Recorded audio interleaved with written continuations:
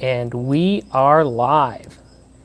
Thank you for coming back to the Millennial Entrepreneurship stream. I know you've been waiting all week for it. Thank you for coming. I have company. Also, so I turned 22 this week, big week. And so that was a topic I wanted to discuss. But firstly, I want to remind you every day, write your goals down. Every single day you'll keep sight. Makes the choices a lot easier. So, anyway, I was going to smoke this Romeo y Julieta Reserva Real. I have relatives over. But I do have relatives, and how many times can we say that? And so, I didn't want to smell like cigar smoke out of courtesy here. So, hope you're good. I have some talking points just here on this clipboard so I don't get too off track. But, so I turned 22, and it really, for the first time ever, 21, of course, is the birthday everybody celebrates in America. But 22, I just realized this year, it's kind of the first year that I realized that I don't necessarily like birthdays. I actually hate them. And I'll tell you why. It's not because I'm getting older and I see the passage of time. I use that as a motivation factor to achieve my goals. I'm going to die soon. Birthdays mark the passage of time. And so it's counting down the time before I die. So I have to get moving. I got to accomplish what I want to accomplish, and otherwise I'll die. And so I think that's a positive aspect of them. But I don't like the fact that everyone gets gifts and cards and attention. Don't get me wrong, I like gifts, especially if it's from a significant other. But I don't like charity, and birthdays are 100% charity. Also, 2% chance of cancer increase from smoking cigars in chat here. They're 100% tobacco. You don't inhale into your lungs, but I smoke one a week. So anyway, back to topic here. It's birthday is also an excuse not to work, kind of like Christmas. I love Christmas. I'm happiest when I'm working. This year, my birthday, I think I spent all day in my office. Well, I took my girlfriend to an antique fair. Then I spent all day in my office. Then I smoked a cigar, and then I went to bed. So it was a great day. I love working. I'm happiest when I'm working. The human heart was meant to work hard. Top heart doctor actually said that. Just passed away a couple years ago. I read that. I forget who, though. And I don't need charity. It's great. I appreciate attention, gifts, everything. However, I just don't feel good accepting it. It's not a good feeling for me. It's difficult to explain, I like recognition for achievement. If I achieve something in my life, I love it. I want to build a great business. I want to build a skyscraper, put my name on it, be at the ribbon cutting ceremony. And I'm going to celebrate. I'm going to be the center of attention. I'm going to be on television. I'm going to be across the web. Everybody's going to know how to spell my name. But I don't like it when I didn't do anything. It's simply the passage of time. So I appreciate the charity and the achievement, the recognition, but it shouldn't be a big deal, as big of a deal as it is. And so that brings me to our book review here. Oh my goodness, broadcasting from my phone. All right, so this week's book, Good to Great. It's probably the top business book in the world. Oh my goodness, I should have turned off Do Not Disturb. Turned on Do Not Disturb. Anyway, all right. So we have Good to Great by Jim Collins. It's a book I've probably read at least 10 times. I have it on Audible and a physical copy back at my office. And it's a great book. It's a management text, though, so it's not necessarily great for starting a business, entrepreneurship. But I wrote down a couple of points last time I read it. I read it again this week, and just tapped a couple of points out that I think are worth remembering. Basically, the book condensed down into these. And so it's about business management, like I said, but it's also about life management, how to achieve great things, how to take a good sports team to a great sports team, and the like. So the first point, I think everybody would agree, that is basically the distillation of the book, is called the hedgehog concept. And what that means is it's the anecdote of the hedgehog and the fox, who are at a bar or whatever, a restaurant, and they're talking, and the fox is saying, well, I know 65 ways to escape hunters and to, escape predators and stuff. Look at all these. And the hedgehog is like, yeah, I only know one, but I know it real good. And then I guess something busts down the door, I'm paraphrasing, and it's time to put up or shut up, so to speak. And the hedgehog immediately goes to his one position, which is, if you know what a hedgehog is, defensive, right? I think they curl up in a ball. And then the fox has so many escape plans in his head, so many defensive plans in his head, that he has trouble picking one, and he gets eaten, I believe. And so basically the moral of the story is keep it simple, get one program down exceedingly well, and you will succeed in business. And so it's also, he applies this to, he calls it the three circles concept of the hedgehog concept within a concept. Basically, when it applies to business, you have to figure out three things, and this will be your hedgehog concept. Your purpose, basically, what you're supposed to do in business. Find out what you can be the best in the world at. Look at Apple. A lot of people like Android, but most people would say that Apple, from a purely financial standpoint, is the best smartphone producer in the world.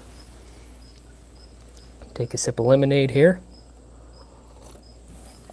And it's also important, you see a lot of companies in things that they have no business being in. So you also have to figure out what you have absolutely no business trying to become the best in the world at. I'm never going to play basketball. I'm 5'7". I'm okay with that. I could train 16 hours a day, all day, every day, and I would get better, but I wouldn't get Michael Jordan better. I'm not 6'2", okay? But I can do business, and that's the great thing about business. You don't have to be super intelligent.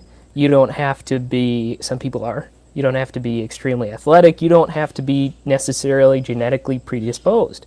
You just have to be independent. It's a choice, I think 95% of it. And so the second circle within the circle, think of a, what do they call that, Venn diagram.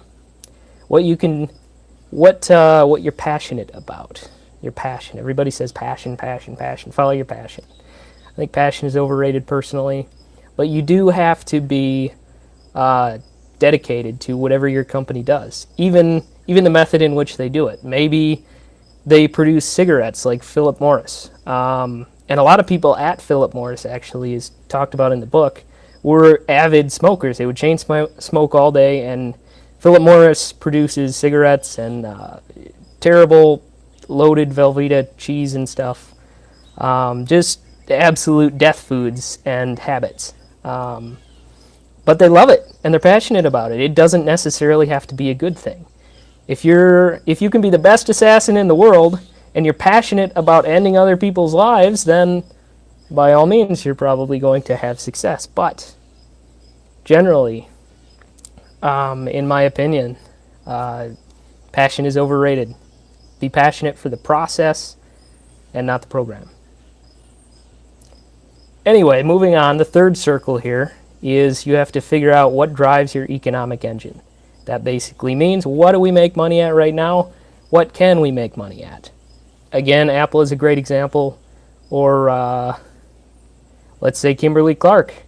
That was another example company here. They went from, I believe, wholesale paper mills straight to distributors. Immediately crossing over to the consumer paper industry. So that means paper towels, napkins, envelopes, everything. And so they sold all their paper mills, which was unheard of. That was something that they had done forever. They sold the mill in Kimberly, Wisconsin, which was Kimberly-Clark, Kimberly, Wisconsin. But the CEO had the balls to do it, and they succeeded. I guarantee you there is a product by Kimberly-Clark in your place of residence right now. And so those are the three circles, and if you can unite the three circles, if you figure out what you're passionate about, or what you can be passionate about, what you can be the best in the world at, or your industry, I believe. There's only so many things, right? And also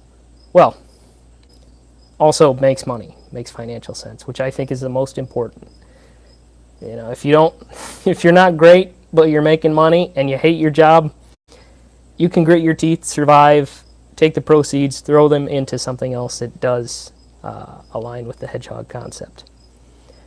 Secondly, second point here, I'm taking a long time on these points, I apologize. But that's the main point that I got out of the book anyway, the first time I read it. Second concept though, good is the enemy of great.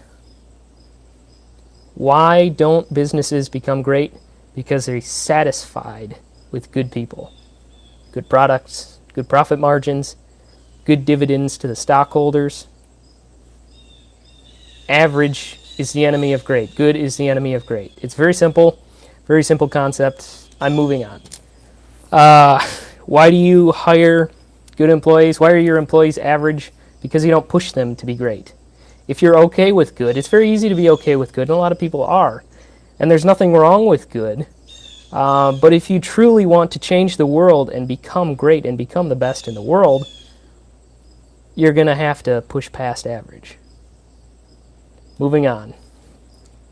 Another big point in the book, I think the second, if there were two big points, would be the hedgehog concept and something called level 5 leadership, actually. And that basically is the quality of the CEO. And they talk about this. Jim Collins talks about this a lot. He said, look, basically they're saying that leadership in business culture is what God used to be. And this is not anti-Christian, this is not anti-Judeo values by any means. The metaphor that he's drawing is, why did the crops not sprout? God. Why did that lady die in childbirth? Why did the man get cancer and die? Or they didn't know about cancer back then. God. But now we have science. And we're not saying that, we're all atheists now. But the point he makes in the book is that we understand things better now, and we can quantify, and we can evolve intellectually as a people. And we can create solutions to the problems that we once chalked up to just God unchangeable. And so we can do that with business as well. And he says that leadership is like God used to be in the beginning. That was his hypothesis. Leadership. Oh, something wasn't wrong with the company. Oh, bad leadership. Company's doing great. Oh, good leadership. See that with Apple. John Sculley took over, kicked Steve Jobs out of the company. Their stock fell enormously, tremendously to an all-time low. And Steve Jobs came back, stock went up again. Now, I think that Steve Jobs was a genius. But to simply say without any other reference points that it was pure leadership would be foolish and intellectually dishonest. However, his team rebelled and they said, look, leadership actually does play a role, and we quantified this. We can tell, we found the good personality traits over hundreds of interviews with CEOs, the good CEOs versus the bad CEOs or the average CEOs. They did a lot of this scientific consistently. And so what they found is level 4 leadership, 3 levels of leadership. I'm trying to hurry this along.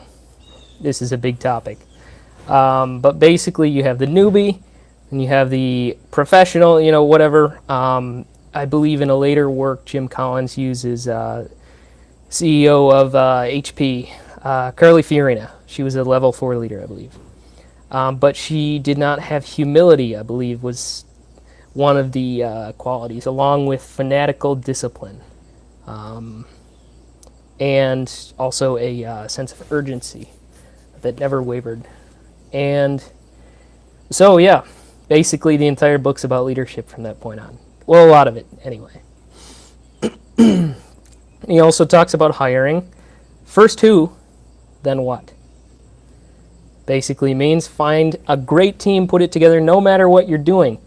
If you're robbing a bank, don't even think about the bank. Put together a team first and then decide which direction to go. You may say, hey, we don't really want to rob a bank. Let's do something honest, because that's more profitable or something. Basically, put together a good team before you make a business decision. And this is in the corporate setting, which is why I say this is not necessarily practical for entrepreneurs and small business owners. Maybe some, it's good to have the knowledge, but this would not be my first recommendation to someone who wanted a book on entrepreneurship. And he also talks about, look, if your secretary's terrible and your accountant's terrible, switch them. Test it, you know. Talks about it's important to have the right people on the bus. You know, if your business is a bus, you have to have the right people on first, get the bad people off, right people on. But also you can kind of switch seats, you know, like I talked about, accountant, secretary. Also, next point in the chapter here, or next point in the novel, he talks about technological accelerators. And that basically means the advent of the internet, which I think is bigger than anything in human history. And I truly believe that. He kind of disagrees a little bit because, I mean, you don't think when they invented electricity, people were thinking that, I mean, that was revolutionary. Cars were revolutionary. The Industrial Revolution was revolutionary. Obviously, that's why it's called that. But I think the internet, in terms of connectivity, business opportunities, you don't even have to have overhead to sell things now. It's remarkable. But the great companies, they study this. And I want to use the example of Bitcoin here, or any cryptocurrency. Their strategy, very simple. I know we're running a little on time. Pause. Stop. Everybody else is buying crypto, buying Bitcoin, buying Litecoin. Stop. Don't buy it. I know you want to. It's tempting. Don't build a website. Don't sell things online. Internet just came out. No. Stop, stop, stop. Think. Look at your competition. Figure out what works. Do something similar or go the complete, opposite way. But formulate a plan first. Think on it. Then we crawl. We buy small shares of Bitcoin, micro shares or whatever they're called. I'm not in that industry. Or any crypto coin. Once you understand it, though, and once you have a plan, a solid plan, a ship without a map is destined to be lost at sea. So we're going to crawl after we have a plan. We're going to go slowly, and we're going to learn this very well. We're going to hire the best people on it. First who, then what. And then we can start to walk. Everybody's going to be miles ahead of us, but they are going to be making mistakes. They're going to map out all the potholes on this journey. It's not a race. Sometimes it is, some industries it is, I suppose, but not with technology most of the time. Do you remember who made the first computers? Neither do I. But we got Apple and Dell, and those were nowhere near the first computer producers. Then we can run. Once we have a solid track record underneath us, we can run. We can go as fast as we can, and we are going to go 10 times faster than the competition who just jumped headlong into this, and now they're trying to clean up their past mistakes, but they have a bad track record, a bad public reputation. So we're gonna go as fast as we can, and we're gonna pass them, and we're gonna have massive success with whatever it is, whatever. And so that's with technology. When something new comes out, that should be your strategy. Pause. Look around. Think. Analyze your competition, put together a plan, figure out what direction you want to go in. If any, you don't necessarily have to use a technology accelerator, as he calls it. If it comes out, look at Periscope. I think Periscope is dead. Look at Vine. You don't necessarily have to make accounts on everything. I think it's a solid strategy, but most of these because they're fake technology accelerators. I mean, look at the internet is a real one, but look at the hundreds of thousands of .com. That'll be your strategy. Moving on. He also talks about the flywheel of business success. The flywheel and the doom loop. Basically, picture a flywheel, big heavy thing in a factory that has a lot of momentum once it's going, but when it takes a lot of pushing to get it started slowly and making progress until it's going around on its own. You don't even have to push hardly anymore, and things are good. But he also talks about the doom loop, which is essentially the complete opposite. I won't go into that. Use your imagination. But that means if you're in a bad spot and your flywheels stop moving or you're having limited success in your business, baby steps. Dave Ramsey talks about this, getting out of debt. Pay off the small one first. It's a mental thing. Get a quick win. Warren Buffett talks about this. Get a small victory when you're first starting out in your business. You will be far more likely to succeed just because of the mental effects. Once you have one, you can go for your next one and your next one and your next one. And they may not be multi-million-dollar deals. They may be multi-million-dollar deals. But generally, if you can close one deal or even make one phone call, then you can make 2 the next day, and 3, and 6, until you're up to 200 a day. Be a murderer.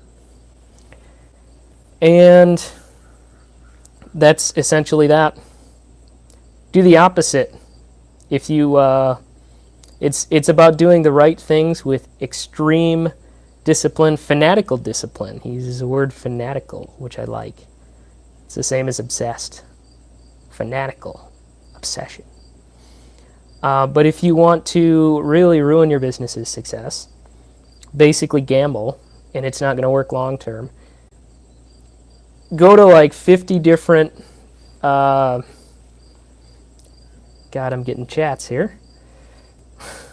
Go to like 50 different flywheels, push them all a little bit, but every time it doesn't move as much as you want it to, go to a different one, abandon it. That is a great way not to make progress. If Facebook isn't working, go to a different industry, switch industries, switch products, switch everything. But even if you do the wrong thing with extreme discipline and consistency, eventually you will make progress.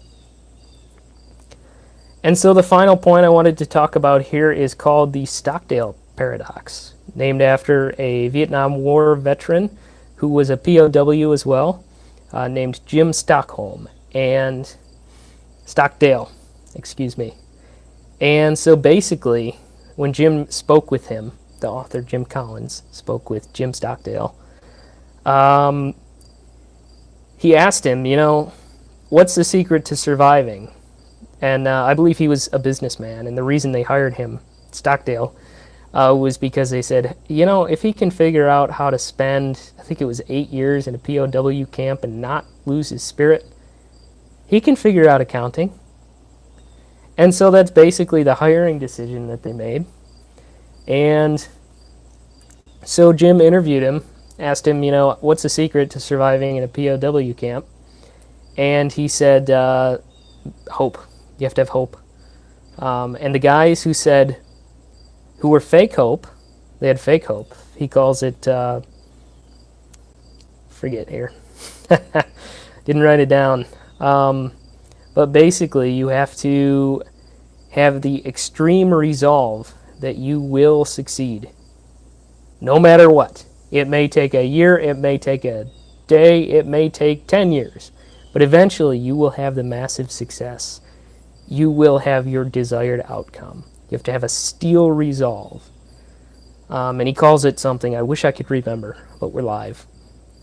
And he said the guys in the POW camp that said, "We'll be home by Christmas," were the ones that didn't make it. Because Christmas comes, Christmas goes, there goes your resolve. But if you say, "I'm going to get out of here no matter what. I'm not going to let these guys break me. I'm not going to let the people..." Yes, I work tomorrow. I work every day. "I'm not going to let the people that are swearing me out, cussing me out on cold calls, that are hanging up, the secretaries that won't let me get past, I'm not going to get the thousands of dollars in ad spend on Facebook ads with no conversions, very few, what is it even called? Very few views, very few clicks, no conversions. I'm not going to let all this bad stuff get me down. I will succeed. I know I will succeed. Absolute faith.